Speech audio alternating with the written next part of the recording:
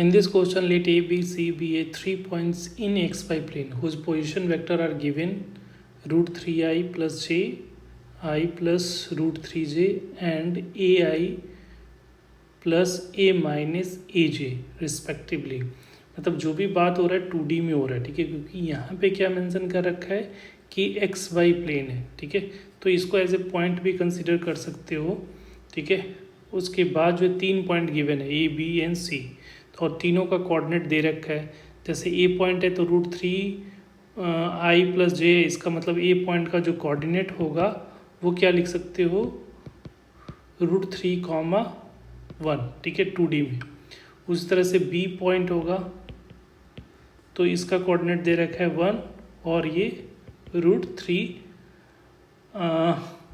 Three जे, right. इस तरह से सी एक पॉइंट होगा, तो इस तरह से 3 पॉइंट गिवन है, ठीक है। सी कहीं पॉइंट यहाँ ले लो, सी पॉइंट यहाँ पे ले लेते हैं।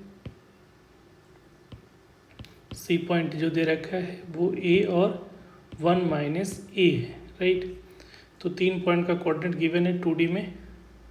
अब यहाँ के respectively O is the origin, O कहीं यहाँ पे ओरिजिन होगा, तो ये जो होगा वो पोजीशन वेक्टर को डिनोट करेगा। तो ये ओ ए वेक्टर हो गया, ये क्या हो जाएगा, ओ बी वेक्टर हो गया, ठीक है। तो यहाँ पे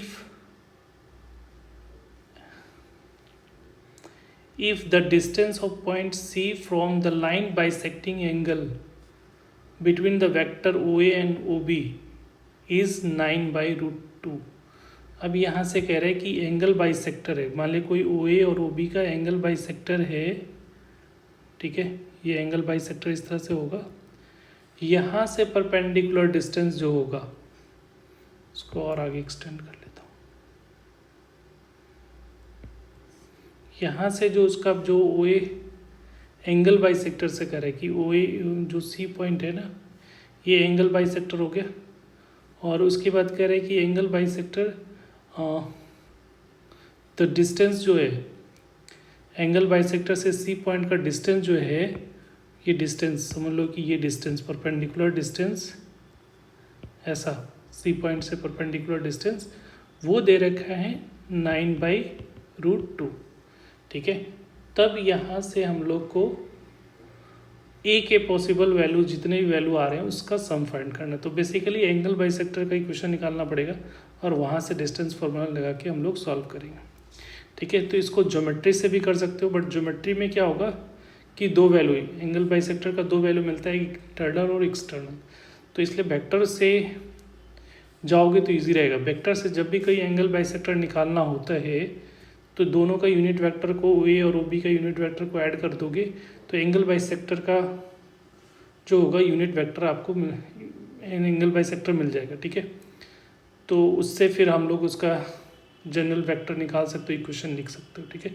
तो यहाँ से ओ ए वेक्टर क्या दे रखा है, ओ ए वेक्टर दे रखा है रूट 3i प्लस जे, और ओ बी वेक्टर दे रखा है, ओ बी वेक्टर क्या दे रखा है, आई प्लस रूट 3j। तो ओ ए का यूनिट वेक्टर क्या होगा, तो इस वेक्टर को इसके मैग्नीट्यूड से डिवाइड कर देते हैं। तो इसका मैग्नीट्यूड क्या होगा, रूट 3 का स्क्वायर करोगे तो 3 और ये 1 4 हो गया, तो 4 का रूट करोगे तो ये 2 आ जाएगा। उस तरह से ओ बी का यूनिट वेक्टर निकालोगे तो ओ ए वेक्टर और ओ बी का मैग्नीट्यूड करोगे तो आई प्लस रूट 3j, इसका भी मैग्नीट्यूड 2 ही आएगा, तो इसको भी 2 से डिवाइड कर दोगे तो नया वेक्टर जो है ओ, और इसको डी ले लेते हैं, तो ओ डी वेक्टर जो होगा वो क्या होगा, ओ ए वेक्टर का magnitude lambda times O A vector का magnitude plus O B vector का मैग्नीट्यूड, राइट। तो यहाँ पे ये आ रहा है, तो पहले तो दोनों का सम फाइंड कर लोगे, तो लैम्डा और यहाँ पे दोनों का जो सम आ रहा है, देखो इसको दोनों का तो डिनोमिनेटर सेम है, तो यहाँ से रूट थ्री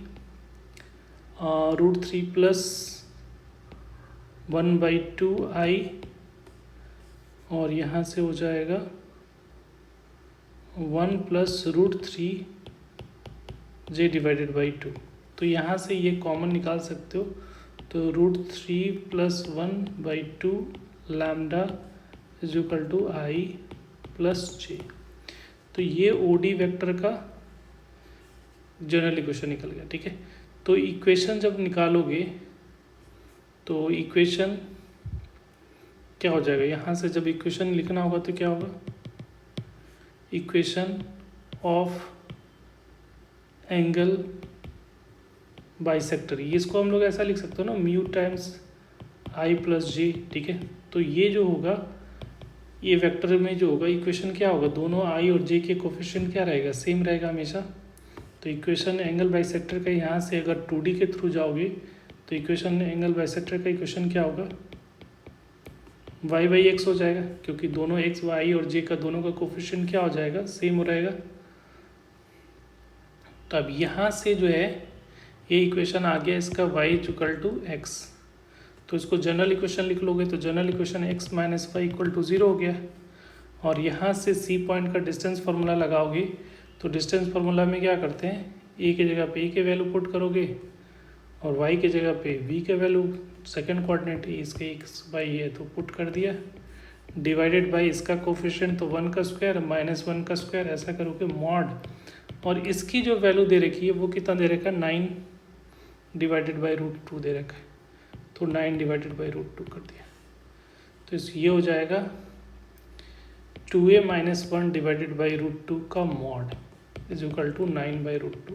तो √2 से √2 कैंसिल आउट हो जाएगा, मॉड हटाओगे तो यहाँ पे +-9 होगा। तो एक बार अगर पॉजिटिव लोगे तो 2a की वैल्यू 10 हो जाएगी, तो a की वैल्यू 5। एक बार माइनस लोगे तो 2a इज इक्वल टू कितना हो जाएगा, माइनस, अगर इस माइनस लेंगे तो इधर से प्लस जाएगा तो ये -8 हो जाएगा, तो a की वैल्यू -4 हो जाएगी। तो दो पॉसिबल वैल्यू आ रही है, एक 5 आ रहा है और एक -4 आ रहा है। हम लोग को क्या चाहिए, sum of all possible values of a. तो sum of all possible values a निकालना है, तो इन दोनों को ऐड कर दो, sum of all possible values कितना हो जाएगा, 5 और यहाँ पे -4 हो गया, तो ये कितना आ जाएगा, 1। तो इसका जो करेक्ट आंसर है वो क्या हो जाएगा, सी। तो C is your correct answer, 1। Thank you.